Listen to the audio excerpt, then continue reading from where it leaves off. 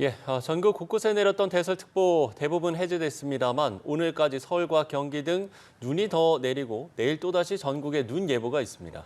백승주 열린사이버대 소방방재학과 교수와 함께 주의할 지점들 알아보겠습니다. 나와 계십니까? 네, 안녕하십니까? 나와 있습니다. 예. 자, 어제 오늘 내린 눈의 양이 상당히 많았습니다. 경기도에서 가동했던 비상 단계가 3단계인데 이게 3단계는 가용할 수 있는 자원 또 인력이 총동원되는 상황 아닙니까? 네, 그렇습니다. 그런데 이제 이게 재난 상황에서 이게 강도가 높은 순간적인 자연재난이라고 볼 수 있거든요. 예, 예. 이게 우리가 대응이 돼 있고 수용 가능한 범위를 초과서고 시기까지 앞당겨져서요. 대응 3단계라고 하지만 이게 워낙에 광범위, 전체적인 공간이 하다 보니까 사실은 대응 3단계가 의미가 없을 수 있는 거예요. 모든 자원력을 고르게 분포할 수는 또 없는 일이다 보니까 이 대응 단계는 뭐 1단계와 3단계가 무의미할 정도로 순간적으로 그렇게 공권력, 정부 지자체의 지원이 부족한 현상이 있었습니다. 네, 이제 이번 눈이 습기를 머금고 있는 습설이라고 하죠. 그래서 시설물이 쌓인 눈의 무게를 감당하지 못해서 이 내려앉는 사고가 잇따랐는데 이런 사고엔 어떻게 대처해야겠습니까? 네, 지금 현재도 그 쌓인 적설 때문에 위험이 계속 유지되고 있는 건데요. 이른바 우리가 젖은 눈, 습설은 그 마른 눈, 일반 눈보다 2배, 3배 무겁게 됩니다. 그러니까 우리가 고등학교 교실 정도 넓이의 눈이 1m가 쌓인다면 그 무게가 6톤이 넘게 돼요. 이 젖은 눈은 오히려 이제 매우 추울 때보다 겨울이 상대적으로 덜 추울 때, 그래서 초겨울에 겨울을 날 때 이렇게 많이 발생을 합니다. 예, 예. 해수와 바닷물과 대기 온도 차가 커서 수증기를 많이 머금은 그때 발생한 눈으로 발생하는데요. 그래서 이게 이른바 무거운 눈, 그러니까 오히려 영하 8도씨 이상 상대적으로 덜 추울 때 또 더 위험할 수 있는 겁니다. 그런데 마른 눈보다 좀 빨리 녹기는 합니다. 예. 이렇게 이제 많은 눈이 내리면서 고립 피해 신고도 잇따랐습니다. 특히나 이제 주거지뿐만 아니라 차량도 고립되는 경우가 있었는데 이런 부분은 우리나라에서 좀 이례적인 것처럼 보이기도 하고요. 만약에 이렇게 이제 고립되는 경우에 주의해야 할 점도 있을 것 같습니다. 어떤 점들을 주의해야 합니까? 네, 차량이 도로에 고립된 경우는 이게 아주 유용한 교통수단이 우리를 가두는 감옥이 되게 되죠. 그래서 마냥 그 구조가 안 되는 상황에서 머물 수는 없는데요. 이럴 때는 이제 그 고립 정체 시에는 처음에는 차량 안에서 대기하면서 휴대전화, 라디오, 재난방송 이런 것들을 통해서 근처의 교통 상황과 행동 요령을 파악한 후에 하셔야 하고요. 예, 예. 부득이 대피를 하실 때는 차량을 두고 대피하실 때는 연락처와 차량 키를 두고 대피하십니다. 이 차량을 또 그냥 길에 두면 재난 차량과 그 비상 차량 이동과 구조에 오히려 지연이 생길 수가 있으니까 그럴 수 있죠. 재난 차량 이동할 수 있는 갓길은 확보하시고 차량이 주차가 가능하다면 주차 장소를 이동하시고 아니면 차키와 연락처를 두시는데요. 차키를 두시는 게 불안하시면 인근 노약자들을 먼저 대피하고 할 수 있는 곳에 가능하면 부탁을 해서 일시적으로 대피를 하시는 게 필요하고요. 고립 시간이 만약에 길어지게 된다면 체온 유지가 제일 중요합니다. 연락이 가능할 때 경찰, 119 보험회사 그리고 가족까지 계신 곳과 상황을 정확히 전달해서 구조를 다방면으로 요청하셔야 하고요. 체온을 유지하시고 차량 히터를 작동할 때는 창문을 꼭 닫지 마시고 가끔씩 열어서 환기를 시키셔야 합니다. 그래서 무엇보다 중심 체온이 30도씨 이하로 떨어지면 저체온증과 그 후유증이 심각해지니까 예. 체온 유지를 조심해야 되니까 사전에 겨울철에는 또 차량에 비상 식품, 음료 그리고 담요 같은 것을 준비해 두시기도 권합니다. 네, 이제 등산하시는 분들도 많이 계실 것 같은데 평상시에 익숙한 산행길, 산이라고 하더라도 이런 위험 요소가 사실 많거든요. 산 같은 경우에는 사실 별도의 제설이나 이런 게 없지 않습니까? 이런 산행 시에 주의사항을 짚어주신다면요?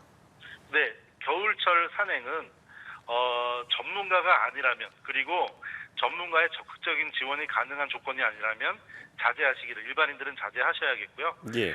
지금 같은 겨울철의 적설 이후에는 다시 한파 그리고 잠깐 따뜻한 때는 오히려 해빙 때 붕괴도 이어집니다. 그러니까 산행은 매우 위험한 상태이게 되고요.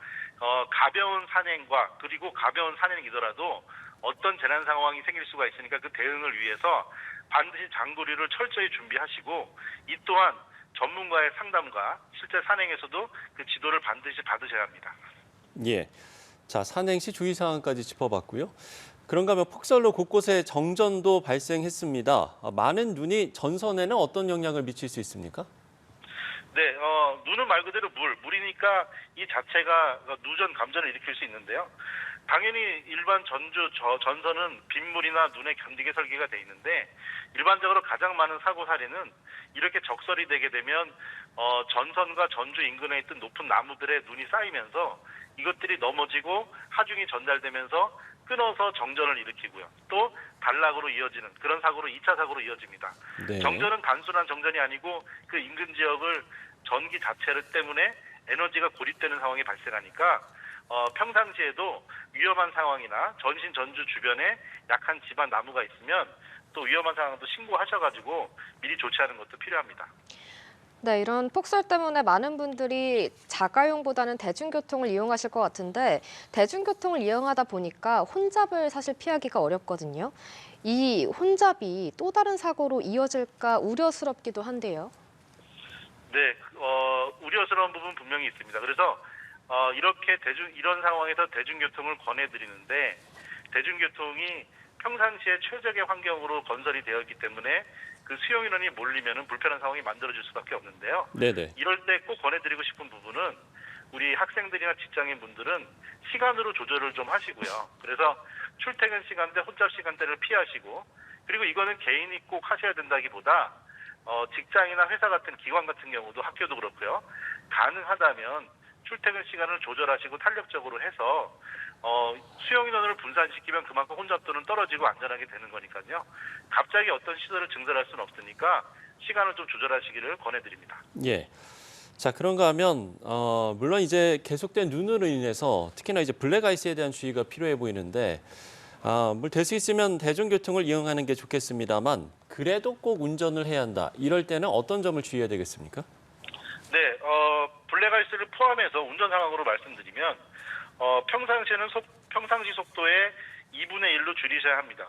물론 이렇게 눈 오고 언 상황에서 단속을 하고 과금하지는 않지만 도로교통법상 교통사고 발생 시 과속에 대한 책임을 묻습니다. 그러니까 예. 정속 운전도 과속이 될 수 있는 상황이고요. 가능하시다면 야간 새벽 운전은 자제하시고 그리고 익숙하고 넓은 도로를 우선 선택하십니다. 수도권은 편도 2차선 이상의 큰 도로, 지방은 국도를 우선 이용하시고요. 이 말씀드린 것들이 안전을 보장하는 조건은 아닙니다. 말씀하신 눈길이 미끄럽고 그렇지만 이 눈이 녹았다 하더라도 그늘에는 살얼음, 블랙아이스가 있습니다.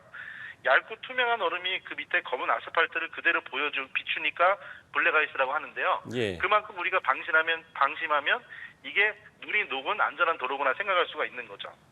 주로 오히려 더 위험할 수 있는 터널의 입출구, 그늘진 도로, 다리 위 이런 곳들에 많게 되니까 평상시에 속도를 많이 줄이시고 서행하시는 게 필요합니다. 네, 이제 자가용 이용하시는 분들은 블랙아이스 주의하셔야겠고요. 이제 걸어서 다니는 분들께서는 사실 블랙아이스만큼 빙판길에 유의하셔야 될 것 같은데 이 빙판길 유의사항이 있을까요? 네, 빙판길에서는 일단 낙상 사고가 가장 위험하다고 말씀을 드리고요. 네. 특히나 노약자, 고령자분들은 가벼운 낙상에도 골절 사고를 입게 됩니다. 이게 노인분들은 고관절이나 척추골절로 이어지면 회복은 물론이고 그 후에 후유증도 엄청 크게 되는데요. 일단은 우리 주택 가정 내에서는 고령자가 노약자가 계시다면 그렇지 않다고 하더라도 위험한 부분을 먼저 난간 같은 거를 이때 난간은 코팅 목재처럼 좀 따뜻한 질감이 좋습니다. 철제라고 하면은 덮개를 일시적으로 해두는 것도 좋고요. 그리고 불편하신 분들은 지팡이 그리고 지팡이로 거동이 불편하신 분들은 휠체어 같은 것들을 선제적으로 사용하셔야 합니다. 예. 그리고 우리 일반인 직장인분들도 학생분들도 출퇴근 등에 가실 때 신발은 폭이 넓은 운동화, 방화나 같은 걸 선택하시고요. 무엇보다 중요한 거는 손을 주머니에 넣고 또 스마트폰을 사용하고 이러다 보면 넘어졌을 때 자기 몸을 보호하실 수가 없어요. 그래서 그렇죠. 네, 장갑을 미리 준비하셔서 주머니에는 손이 아닌 스마트폰을 넣어두시고 그리고 혹시나 모를 상황에 대비할 수 있도록 하셔야 합니다. 예. 자, 폭설 피해를 대비해서 주의사항과 대처 방안 등을 짚어봤습니다. 백승주 열린사이버대 소방방지학과 교수와 이야기 나눠봤습니다. 교수님 오늘 말씀 고맙습니다. 네, 감사합니다.